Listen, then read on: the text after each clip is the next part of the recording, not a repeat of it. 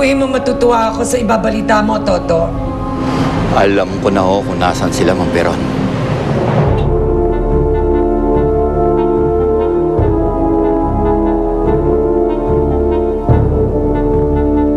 Alis na ako, Fairy Godmother. Chik, kayo na lamang bahala sa isa't isa. Pero baka mapaano ka na naman, Ate Grasilda. Huwag mo na akong alalahanin, Chik. Ikaw na lamang bahala kay Fairy Godmother. Pupunta ako sa lugar kung saan ko natagpuan Sina. Pagkatapos ay tutungo ako sa bahay bakasyunan. Baka sakaling magtungo roon si Eric kapag kami balita na siya kayo na. Mapapanatag lamang ang aking loob kapag alam ko na may maaasahan ka sa oras ng panganib.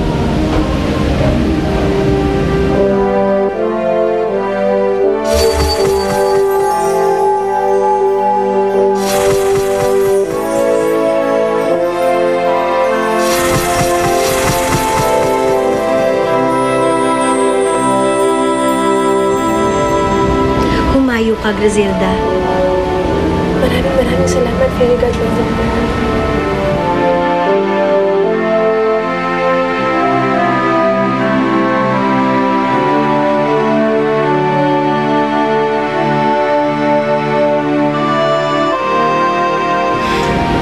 Sana'y lumakas na ang aking kapangyarihan at nang matulungan ko si Griselda.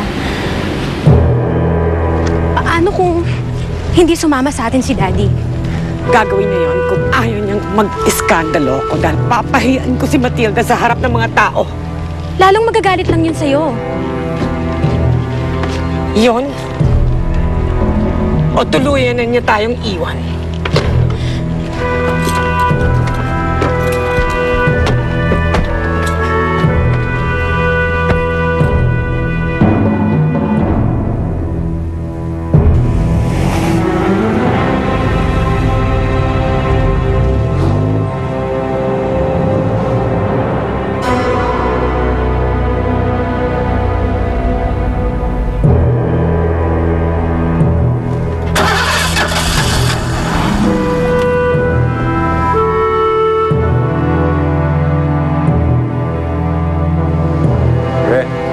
Vacation din naman.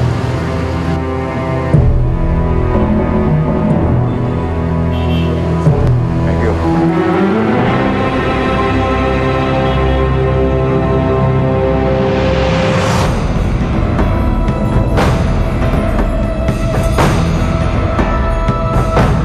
Parang wala na yung sasakyan ni Veron, pre. Tingin ko natunugan tayo eh. Hindi pa nakakalayo yan. Baka naman wala talaga sa kanya si Inay Matilda. Wala namang masama kung sumubok tayo, di ba? Ang gusto ko lang, matapos na yung problema ni Griselda. Gusto ko maging masaya siya. Para maging masaya na rin kami. Mahal na mahal mo talaga si Griselda, no? Handa akong gawin ang lahat para sa kanya. Ang dami na kasing pinagdadaan ng kabiguan ni Griselda eh. Gusto kong makita nakangiti siya, pare. Yung wala na siyang iniisip, wala siyang pinoproblema. Yung alam niyang maraming nagmamahal sa kanya. Pag nangyari yun, ako magiging pinakamaligayang tao sa buong mundo. Ganun. Sige, hanapin na natin si Veron. Yan ang gusto ko sa'yo eh.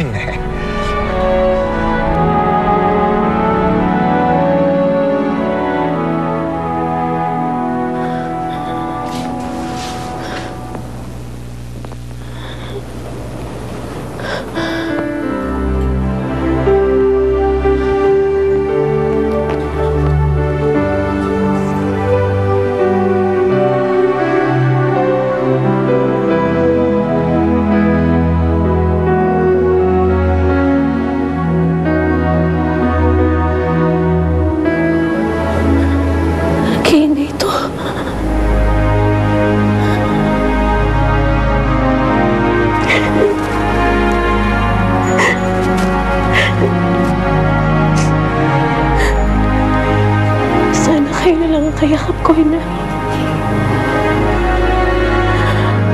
Kung pahihintulutan mangyari ni Bathala yun, ako ng pinakamaligayang nilalang sa buong mundo. Sabik na ako sa inyong mga yakap. Sa inyong pag-aaruga. Mahal na mahal ko kayo.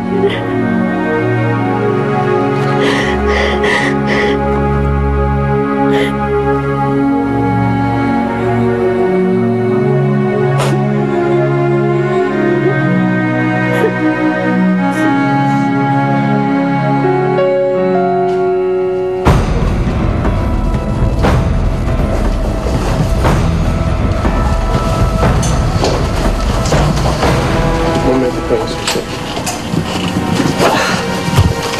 Okay. Sigurado. Ganda mo. Opo, dito po. Okay. Salamat. Ako lang bahala.